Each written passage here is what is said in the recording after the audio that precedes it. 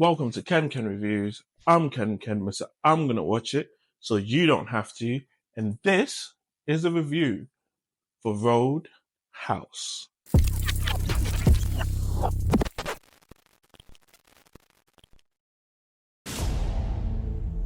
Before we start, do you have insurance? What? Your coverage good? Like, you have dental? Oh, haha. Is there a hospital nearby? Is it, like, too far? About like 25 minutes, I'd say.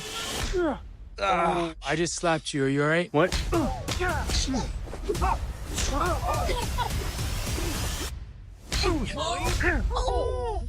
So you like to fight? You ever win? No one ever wins a fight.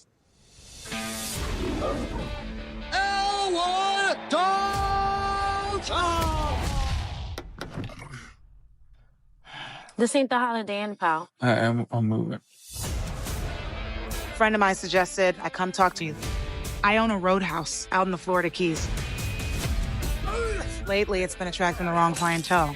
A remake of the 1989 flick by Patrick Swayze. Only this time, it's a former UFC middleweight fighter who ends up working at a roadhouse named Roadhouse in the Florida Keys, where things just seem all dodgy. His new place is regularly attacked by the local thugs, and he's tasked with keeping them at bay. Very simple storyline, very straightforward. Clean cut.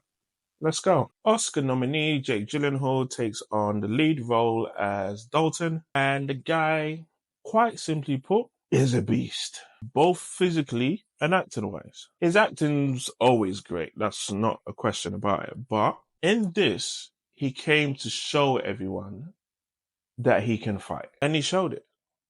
Again, he's done a few fighting films, but in this, it's quite simply more magnified because it's up against a former actual UFC champion. He's also a fun character here, very cheeky, very witty, and it's the whole carefree, nonchalant persona that he gives here which makes his character so fun. But at the same time, he gives us these different layers and levels of depression that someone would go through given what his character's gone through. It's a good performance. Conor McGregor plays Knox, and he pretty much plays himself. Cocky, sadistic, and to try and dramatize his character even more, extra cheesy. For like a debut role, like a full-on debut role where he's somewhat of a main character, it was okay. I enjoyed it. He overcooked a bit in certain parts, but still, fun character to take in. I'm hoping this ain't the last of him that we see, because there is a villain in there. So I feel like in future, maybe a bigger role, like an upgrade from just being a henchman. And so Conor, let's see more of you. Some decent performances all around, nothing too crazy, or from Daniela Malcio, Jessica Williams, Joaquim Dalamida, and a nice little cameo from Post Malone. For such a grounded film, there is a bit of CGI and it's well done. And for me, I like the way it just came out of nowhere. Proper caught me off guard. I'm referring to specifically the car crash scene, which was just really well shot. Through the whole film, the camera work is outstanding. There's a lot of over-the-shoulder camera shots where it really pushes for this like one-take fighting scenes kind of thing. But what really boosted it for me was the first person fight scenes.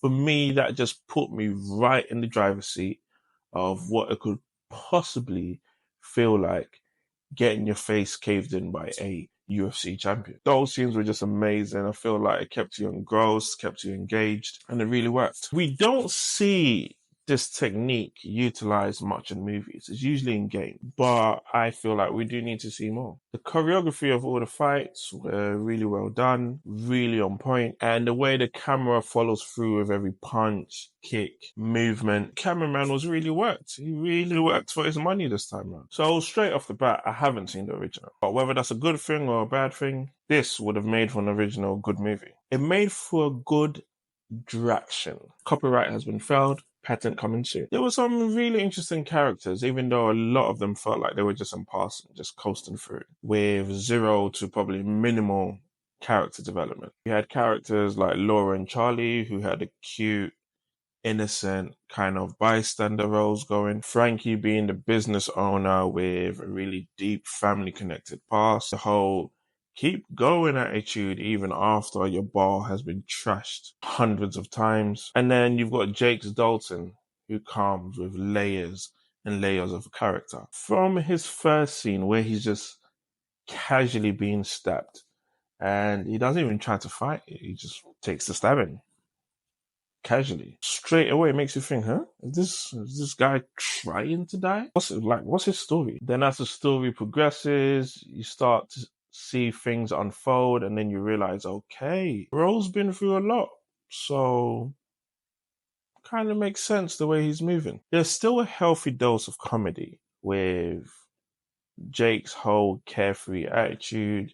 You got Mo as a character, played by Arturo Castro, who puts in these little quick quips of jokes and it just keeps it all a bit lighthearted and fun. I definitely giggled because, yeah, there was comic relief. And then, of course, big bad jokes from the king himself, Conor McGregor, absolutely hilarious. From his introduction with his billionaire strut, which he brought to complete his whole look,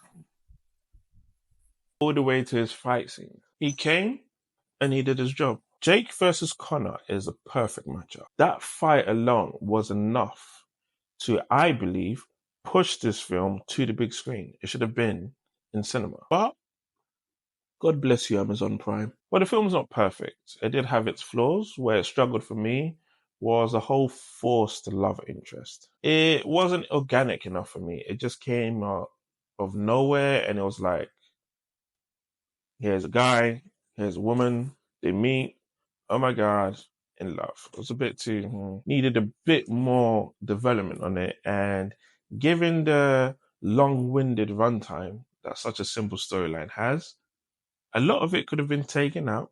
And if you wanted to focus on that and developing the whole love thing, but they didn't. Overall, it's a good watch.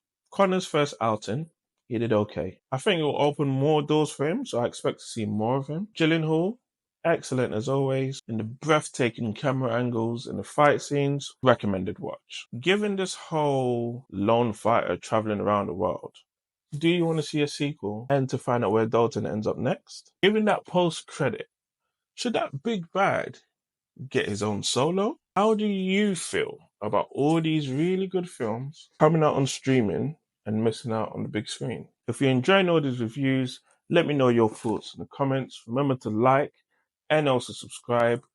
Put the bell on for notifications for when new reviews get uploaded. And let's keep discussing.